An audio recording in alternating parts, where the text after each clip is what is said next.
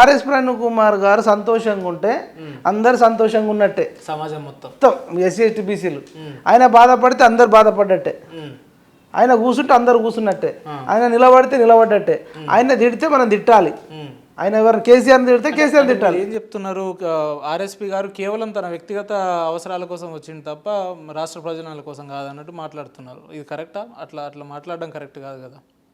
మరి కనబడుతుంది కదా. ఇప్పుడు నేను చెప్పేది ఏంది, ఇప్పుడు ఆయన ఎంపీ టికెట్ తీసుకోవద్దని చెప్పమని. ఇప్పుడు బీఆర్ఎస్తో పొత్తు పెట్టుకున్నాడు కదా, ఎంపీ టికెట్ తీసుకోకుండా ఆ బీఎస్పీ పార్టీలో ఎవరైతే బాగా డబ్బులు పెట్టిన వాళ్ళు ఉన్నారు, పిలుట్ల శ్రీనివాస్ అని కోదాడ నుంచి ఉన్నాడు, అన్న కోట్లాది రూపాయలు ఖర్చు పెట్టుకున్నాడు.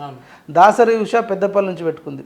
పృథ్వీరాజ్ చౌహాన్ అని మన దేవరకొండ నుంచి సెంట్రల్ యూనివర్సిటీ బిడ్డ వట్టజానే అన్నాడు. సరే వట్టజానే అంటే మధ్య మధ్యలో వచ్చిండు. వీళ్ళు ఇంకా ముందు నుంచి ఉన్నారు. సాంబశివ గౌడ్ అని హుజూర్ నగర్ నుంచి ఉన్నాడు. వెంకటేష్ చౌహాన్, పృథ్వీరాజ్ అన్న వెంకటేష్ చౌహాన్. నువ్వు వెంకటేష్ చౌహాన్కి ఇప్పి, లేదంటే దాసరి ఉషాకి ఇప్పి, పిలుట్ల శ్రీనివాస్కి. మరి అవును, నువ్వు వీళ్ళకి అడుగుతే కదా. పోనీ నువ్వు నిజంగా ఎస్సీ ఎస్టీ బీసీల కోసమే బతుకుతున్నా అంటే ఎస్సీ ఎస్టీ బీసీలను కొద్దిసేపు పక్కన పెడదాం.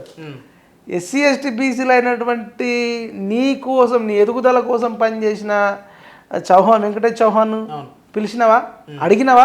కనీసం చౌహాన్ మనం బీఆర్ఎస్లో జాయిన్ అయిదామా, మన ఎస్సీ ఎస్టీ బీసీలను కాపాడదామని అంటే అలా ఇన్ఫర్మేషన్ చెప్పు. దాసరు సార్ అడిగినావా, తీసుకున్నావా? పిలుట్ల శ్రీనివాసరావు అడిగినావా? లేదంటే సాంబశివ గౌడ్ని అడిగినావా? నీకోసం ఎంత మంది పనిచేసారు అడిగినావా? ఎన్ఆర్ఐల దగ్గరకు పోయి అమెరికా, యూరోప్ అక్కడిక్కడ వెళ్ళి వాళ్ళు నీకు కొంత ఫండ్ ఇచ్చి ఉంటారు కదా, ఆ ఫండ్ ఇచ్చిన వాళ్ళకి అడిగినావా? నీకు తర్వాత అనేక మంది ఉద్యోగస్తులు నీకు డబ్బులు ఇచ్చిర్రు, ఆ డబ్బులు ఇచ్చిన వాళ్ళకన్నా నువ్వు ఇన్ఫర్మేషన్ ఇచ్చినావా? నేను అనేది ఏంటంటే అందరిని అడిగి నువ్వు కలెక్టివ్ నిర్ణయం తీసుకుంటే వాళ్ళు ఏం చెప్తుండే, నువ్వు అడగలే కదా. అడగకపోవడం పెద్ద ఇక్కడ ఆ పరిస్థితి లేవంటారా? అడిగి నిర్ణయం తీసుకోలేదంటారా? మరి అడిగితే వెంకటేష్ చౌహాన్ ఎందుకు రిజైన్ చేస్తుండే? అందరు షాక్లో ఉన్నారు కదా. నేను అనేది ఏంటంటే నువ్వు కేసీఆర్తోనే పొత్తు పెట్టుకుందాం అని ఫిక్స్ అయినప్పుడు అదేదో విశారదంతో పొత్తు పెట్టుకుంటే అయిపోవు కదా. డిఎస్పీ నీకు సేమ్ క్యాస్ట్, మొదటి నుంచి వాళ్ళిద్దరికి పడదనే ఒక మరి అట్లా కేసీఆర్ కూడా పడదు కదా. ఇప్పుడు విశారదను ఆర్ఎస్ ప్రణవ్ కుమార్ పెద్దగా ఎక్కడ తిట్టుకున్నది లేదు, కానీ కేసీఆర్ పరివార్, కేసీఆర్ కార్యకర్తలు, కేసీఆర్ నాయకులు ఆర్ఎస్ ప్రణవ్ కుమార్ మీద ఇష్టం వచ్చినట్టు తిట్టారు. గాదర్ కిషోరే, బాలకసుమన్, గాదర్ కిషోర్, గువ్వల బాలరాజు. ఈయన పేదవాళ్ళని ఎన్కౌంటర్ చేసిండు, ఎస్సీ ఎస్టీ బీసీలను ఎన్కౌంటర్ చేసిండు, స్వార్థపరుడు, విమర్శించిన సందర్భాలు ఉన్నాయి. కేసీఆర్తో మంచి ములాఖాత్ అయి ఉన్నాడు, ఇప్పుడు సడన్గా తిడుతున్నాడు. ఈయనకేం తెలుసు తెలంగాణ ఉద్యమం, తెలంగాణ ఉద్యమంలో ఆంధ్ర వాళ్ళకు తొత్తుగా పనిచేసిండు అని మన వల్లే బాల్కాసుమన్ అన్నాడు, గువ్వల బాలరాజు అన్నాడు, గాదర్ కిషోర్ అన్నాడు, కేటీఆర్ కూడా అన్నాడు. కానీ ఈరోజు అక్కడే ఉన్నాడు మళ్ళీ. మరి ఈరోజు అట్లా అంతా నిన్ను తిట్టిన వాళ్ళనే నువ్వు కౌగులించుకుంటున్నప్పుడు, నిన్ను తిట్టని విశారదాన్ని కౌగులించుకోవచ్చు కదా, నిన్ను తిట్టని అగ్నూర్ మురళి కౌగులించుకోవచ్చు కదా. సరే అన్న, ఇప్పుడు ఆర్ఎస్పీ గారు బీఆర్ఎస్లో వెళ్ళిన తర్వాత ఈ బహుజన సమాజం ఈయన నమ్మి ఈయన ఎమ్మటి పార్టీలో జాయిన్ అయిన వాళ్ళు కావచ్చు, వీళ్ళ జెండా మోసిన బీఎస్పీ జెండా మోసిన కార్యకర్తలంతా ఇప్పుడు వాళ్ళ పరిస్థితి ఏంటంటే ఇప్పుడు ఆయన తటికి పోవాలి. పోయి నువ్వు ఎంతైతే కేసీఆర్తో మాట్లాడుకున్నావో దాంట్లో మాకు వాట అయ్యు. ఇప్పుడు పిలుట్ల శ్రీనివాస్ అన్న 4-5 కోట్లు ఖర్చు పెట్టుకుంటాడు. ఇప్పి అట్లీస్ట్ నీకు ఎవరెవరైతే నాకు ఓటు ఇవ్వండి నోటు ఇవ్వండి అన్నాడు, ఓటేయండి నోటు ఇవ్వండి అన్నాడు. కొందరు ఓటేసి నోటేసిన వాళ్ళు ఉన్నారు. సరే 500, 1000, 2000 ఇచ్చిన వాళ్ళని పక్కన పెడదాం. కానీ ఒకళ్ళు 10 లక్షలు, 20 లక్షలు, 50 లక్షలు, ₹1,00,00,000 ఖర్చు పెట్టుకున్నారు కదా, కనీసం వాళ్ళ డబ్బులన్నా వాళ్ళకి ఇప్పియాలి కదా. నువ్వైతే పెద్దగా మాట్లాడుకొని ఉంటావు కదా కేసీఆర్తో, ఏమాత్రం లేకుండా ఉండదు కదా, ఫ్రీగా పోతామా? మాట్లాడుకొని ఉంటుంటారా? మరి మాట్లాడకపోతే ఆయనకేమో డబ్బులకు కొదవలేదు, ఈయనకు కావాలి డబ్బు, పవరు. ఎవడు ఎటుపోయినా అట్లా ఆగులవని గట్టి గంగలవుతున్నట్టు ఆర్ఎస్పీ గారికి డబ్బే ప్రధానం అయితే మరి ఎలక్షన్ల ముందే పోతుండే కదా, ఇప్పుడు ఎందుకు పోయినట్టు? అదే చెప్తున్నా, ఎలక్షన్ల ముందు ఎందుకు పోలేదంటే ఓట్లు చీల్చాలి, మళ్ళీ కేసీఆర్ను ముఖ్యమంత్రి చేయాలి, అది వాళ్ళ ప్రధాన ఎజెండా. లేకపోతే సిర్పూర్ కాగజ్ నగర్లైనా పుట్టలే చేయలే అని ఒక మరి ఎస్సీ నియోజకవర్గంలో చేయొచ్చు కదా. పోనీ నువ్వు గెలవాలనుకుంటే కాంగ్రెస్తో పొత్తు పెట్టుకోవచ్చు కదా. కేసీఆర్ను నువ్వు ఓడించాలనుకుంటే నువ్వు కాంగ్రెస్తో పొత్తు పెట్టుకుంటే ఇంకో 10-20 సీట్లు వచ్చేది కదా. చాలామంది వాళ్ళు చెప్పిర్రట పాపం, అంటే అందులో ఉండే బీఎస్పీలు ఉంటారు. సార్ ఇప్పుడున్న సిచ్యువేషన్లో మనం ఒక్క సీట్ కూడా గెలిచే పరిస్థితి లేదు, నిరుద్యోగులు కూడా కన్ఫ్యూజన్లు ఉన్నారు, దళితులు కన్ఫ్యూజన్లు ఉన్నారు, గిరిజనులు కన్ఫ్యూజన్లు ఉన్నారు, మనం వీళ్ళతో పొత్తు పెట్టుకుంటే ఈ విజన్ కోదండరామ్ సార్ ఉండే వారు కాంగ్రెస్ పార్టీకి సంపూర్ణ మద్దతు ఇచ్చిండు, వీళ్ళు కూడా ఇచ్చుంటే ఇలా నువ్వు ఎవరెస్ట్ శిఖరం లేక ఏనుగు అంత కనబడేటోడు. ఈయన కూడా ఏదో నామినేటెడ్ ఎమ్మెల్సీనో మంత్రివర్గమో ఏదో సో ఈయన ఇప్పుడు ఎమ్మెల్సీ ఇచ్చి మంత్రి చేస్తూ, అవును, లేదంటే ఈయనకు సిర్పూర్ కాగజ్ నగర్ నుంచి నువ్వు అడిగే, సిర్పూర్ నగర్ నుంచి కాదు, నువ్వు అచ్చంపేట నుంచో అలంపూర్ నుంచో లేదంటే ఇదే గాదర్ కిషోర్ మీదనో రసమై బాలకిషన్ మీదనో, సరే లాస్ట్కు సిర్పూర్ కాగజ్ నగర్ అనుకో కొద్దిసేపు, నీకు పొత్తులో భాగంగా ఒకరిద్దరికి ఇచ్చేది కదా.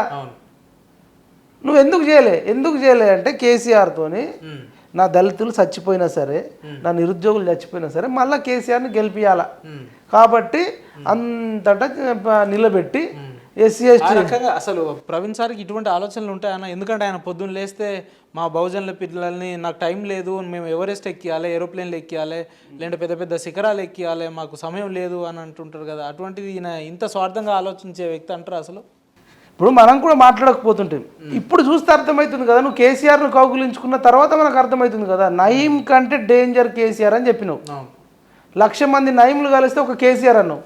అట్లాంటి నువ్వు కౌగులించుకున్నావు అంటే నువ్వెంత డేంజరు ఇప్పుడు అర్థమవుతుంది. ఇన్ని రోజులు చెప్పలేం కానీ ఈయన ఇప్పుడు కదలిక అంతా ఇప్పుడు అర్థమవుతుంది కదా. నువ్వు ఎంతటికైనా తెగిస్తావు అన్నట్టు, ఎవరితోనైనా ఫ్రెండ్షిప్ చేస్తావు, ఎవరితోనన్నా కలిసి అట్లాంటి పవర్ వస్తే ఏంది రాకపోతే ఏంది అంటున్నా.